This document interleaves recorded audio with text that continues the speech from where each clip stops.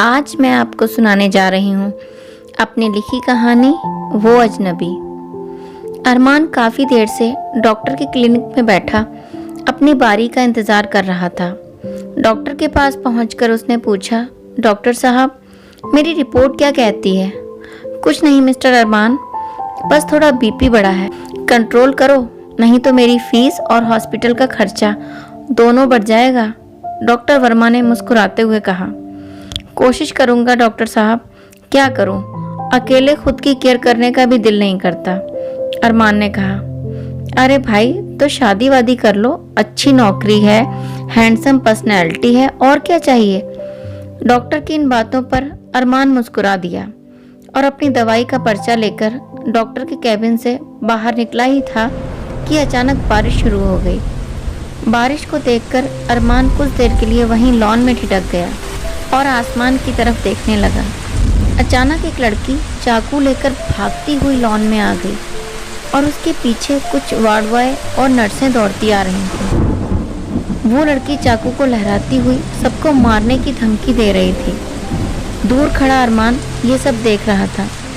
उसे आवाज़ तो कुछ पहचानी सी लग रही थी, लेकिन इतनी दूर से उसका चेहरा कुछ साफ नहीं दिख रहा था। इतने में डॉक्टर अपने कैबिन से निकल आए।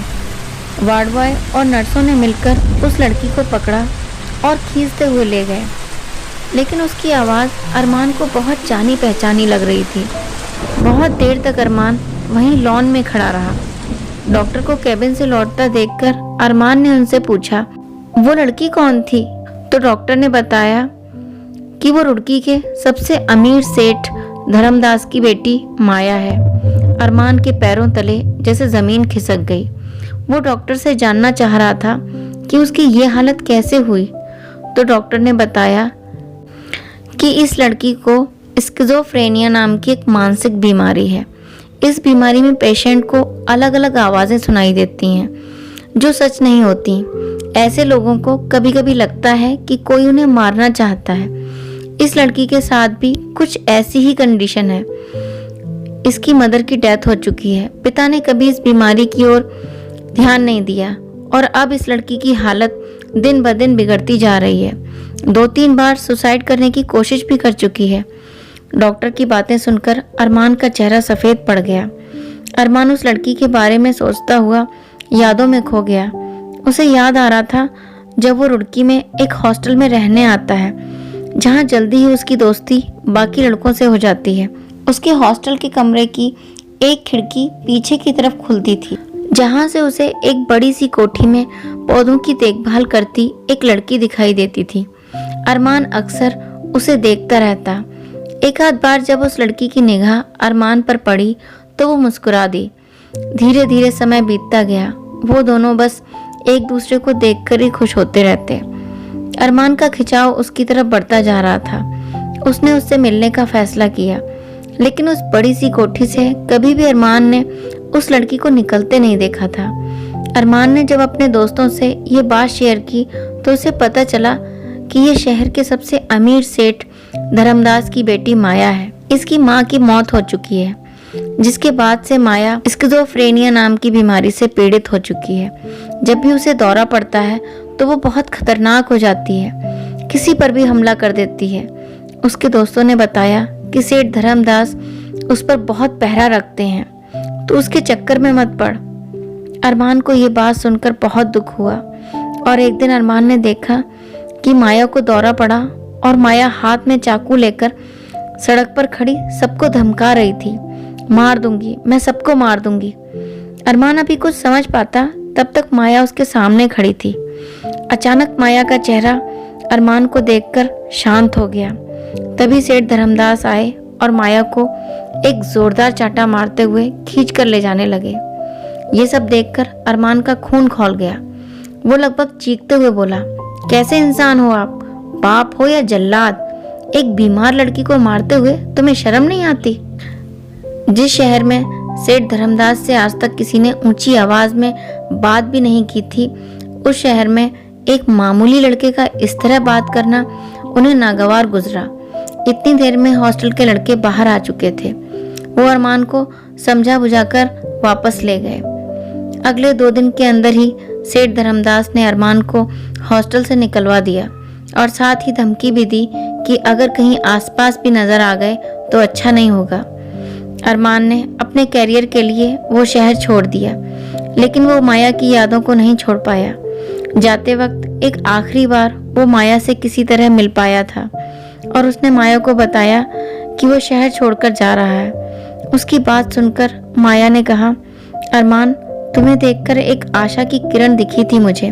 प्यार कर बैठी थी मैं तुमसे, लेकिन मुझसे वादा करो कि मेरे लिए तुम अपना भविष्य बर्बाद नहीं करोगे। इतना कहकर माया चली गई और अरमान भी हमेशा के लिए शहर छोड़कर चला आया। अरे मिस्टर अरमान, कहाँ खो गए हो? डॉक्टर ने जब अरमान को हिलाते हुए कहा तो अरमान जैसे किसी नींद से जागा।